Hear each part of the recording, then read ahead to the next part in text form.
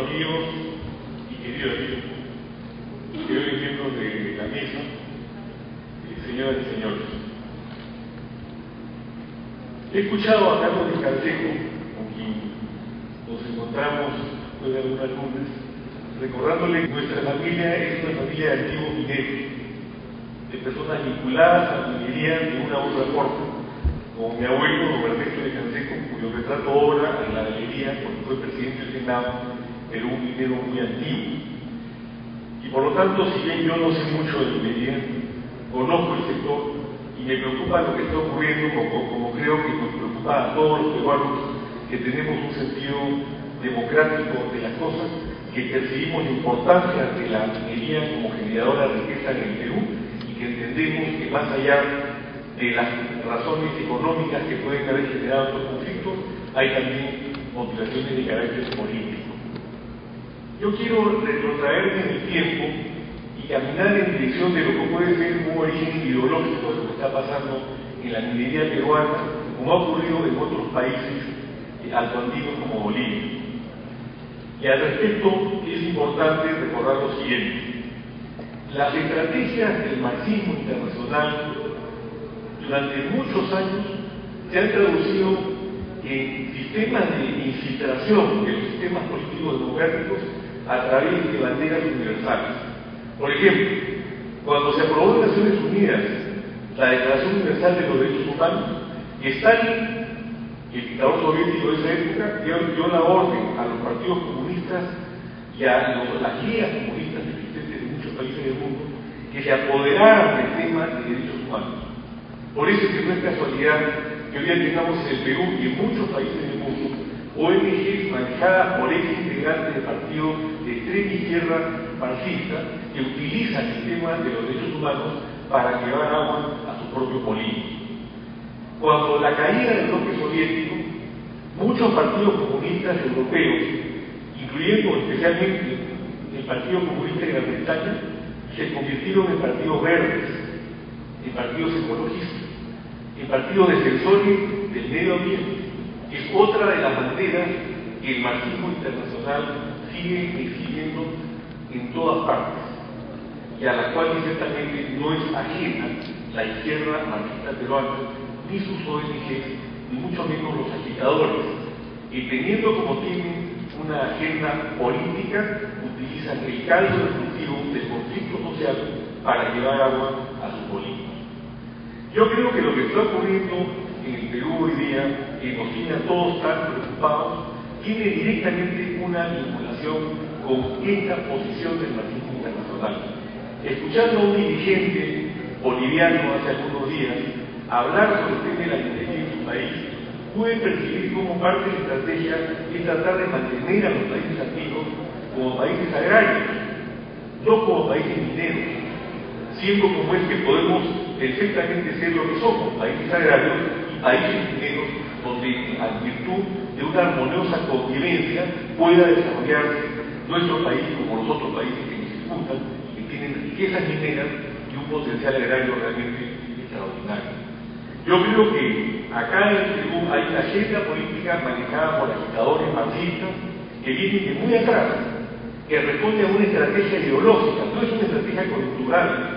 No es como yo le dije en una reunión a los dirigentes de Conacán hace algunos meses, y me decían, bueno, ellos reciben 100, 150 mil, 200 mil dólares de UFAM para agitar, y después de eso, ¿qué hacen? Llevan a sus seguidores a regreso a sus casas para tomarse un tecito porque no tienen ni para comer. Mientras que si ellos se aproximaran en un ámbito de conservación a la minera, en la búsqueda de soluciones, yo estoy seguro que las cosas podrían caminar mucho mejor, porque como bien lo ha dicho Carlos Díaz Canseco, hay un espíritu distinto hoy día en las empresas mineras, en la medida en que comprenden el problema social y entienden que tienen que llegar a soluciones, no solamente por la supervivencia del proyecto minero, sino por la supervivencia en largo plazo de un proyecto que se llama Perú, en marco de una democracia donde debe haber justicia social. Parte de lo que ocurre, sin duda, nosotros lo reflejamos en un pronunciamiento del Consejo por la Paz, la institución que tengo el honor de presidir, publicado en los periódicos el 5 de julio de este año. Cuando señalamos que en nuestra opinión es necesario, yo no hablo de inclusión social, que es el término de moda, hablamos hace muchos años del pago de la deuda social. Yo creo que más allá de hablar de inclusión, que a mí me parece hasta peyorativo, debería reconocerse que el papel, el rol, la función del Estado es servir a todos los habitantes de un país.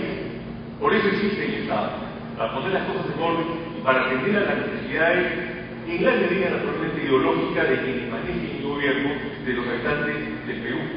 Pero sin duda, aquí se ha venido acumulando durante larguísimos años una enorme deuda social que comprende a grupos focalizados y que se extiende a lo largo de ancho del Perú por la existencia de una pobreza extrema y una pobreza crítica que no han sido resueltas.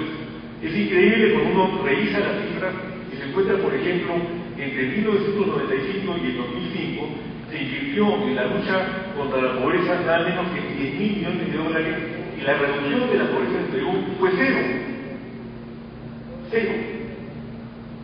Puede ser que el Banco Mundial, al cierre del gobierno de Toledo, haya rectificado las cifras porque había metido mucha plata en el Perú para que pudieran aparecer cifras de 2 o 3 puntos de reducción de la pobreza, pero la reducción fue cero. Yo dice, 10.000 millones invertidos en lucha contra la pobreza. No estoy hablando en ingeniería, estoy hablando en términos generales de lo que ha pasado en el Perú. Y en esas condiciones, ¿no es cierto? Hoy día ha habido una espectacular reducción de la pobreza durante el gobierno de Alan García.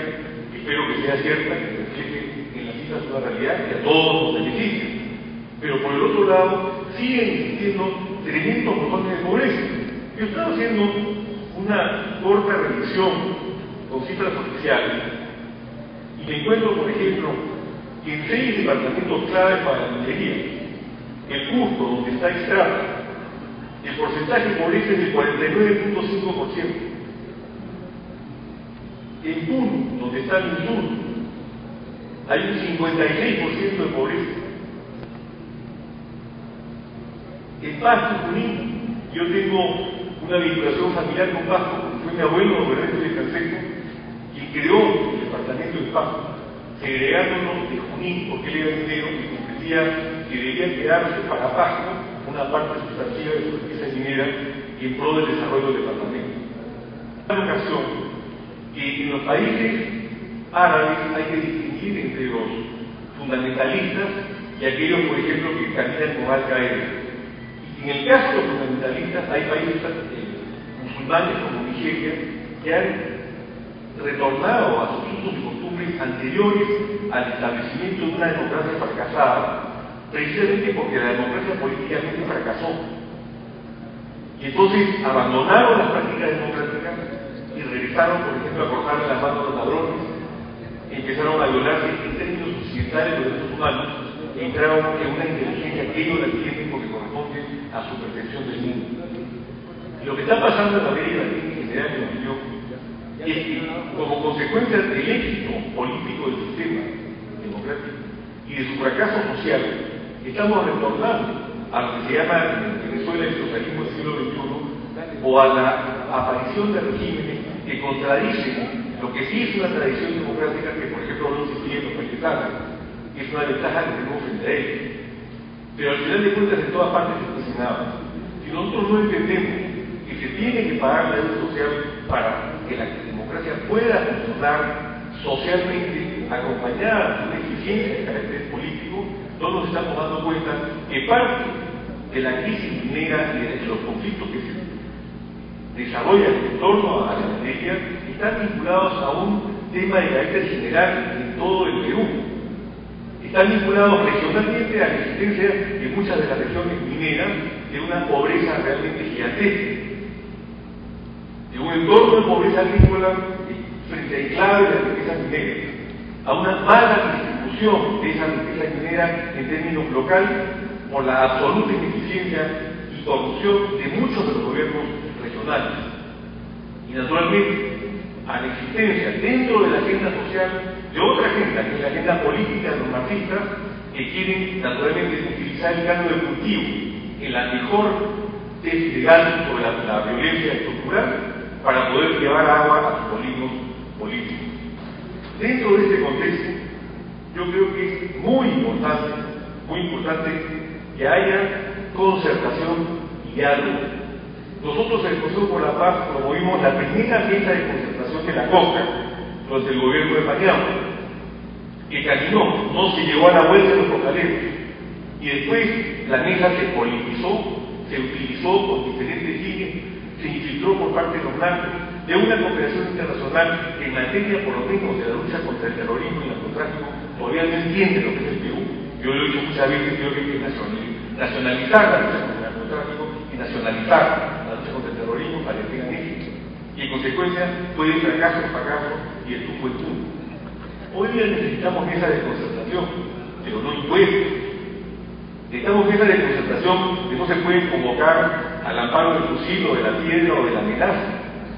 Necesitamos que el Estado haga respetar el Estado de Derecho, porque si se pierde esta disciplina, vamos a ir perdiendo el sentido de lo que es un país y el sentido de lo que le corresponde hacer al Estado. Yo no creo que, y lo digo con toda franqueza, fue un acierto del ministro del Calcio viajar en el avión de Yanacocha, pero tampoco creo que sea un acierto del gobierno cubano pedirle a Yanacocha que suspenda el proyecto Conga bajo las amenazas que está recibiendo. Aquí está faltando que se haga valer el principio de autoridad y hay que decirlo con toda claridad. Yo no creo que haya sido un acierto de los ministros que fueron a Nahuatl salir corriendo y mandar por mail el contrato social que estaban suscribiendo, porque a eso se requiere un acuerdo con la gente que estaba protestando para que lo firme el párroco o lo entregue el párroco. Eso no es gobernar el Perú. Yo creo que han debido renunciar hace tiempo y se han cambiado por gente que por lo menos tiene el valor de consultar las cosas e ir a arreglarlas como debe arreglarlas. Un ministro se queda en su sitio y no abandona a sus funcionarios en la comisaría de la zona. Esas cosas no se hacen. Yo no tengo registro de que haya ocurrido antes en el Perú. Pero sí que tenemos que caminar firmemente hacia un pacto social que permita que de manera adecuada se puedan conciliar los diferentes criterios con carácter técnico y social, a despojarnos de la agenda política del marxismo. Y yo quiero decir algo más antes de cerrar, y una pregunta que he formulado siempre. Un hermano nuestro de la Amazonía, ¿sabe qué cosa es la OIT? ¿O el convenio 169? Yo no digo que lo haya leído, digo, ¿sabe lo que es un convenio? ¿Sabe lo que es la OIT? Un hermano nuestro aymara, ¿sabe en qué consiste la ley de consulta? ¿Sabe qué cosa es una ley? Cuando él habla en aymara, adora a los santos, recusa a la mina Santana porque tiene una laguna en el cerro y los nutre el agua que lo necesita, pero nadie le explica que eso se puede resolver con temas de carácter estrictamente técnico y con la buena voluntad de las partes. Acá hay falta de diálogo. La percepción, la cosmovisión que se tiene delante es completamente distinta a la que tenemos nosotros los occidentales de Perú. Y por lo tanto, eso significa ahondar en la búsqueda de un diálogo no solamente pigmentario, sino de fondo, para poder resolver realmente a fondo los graves problemas sociales que hoy tienen nuestra parte. Muchas gracias.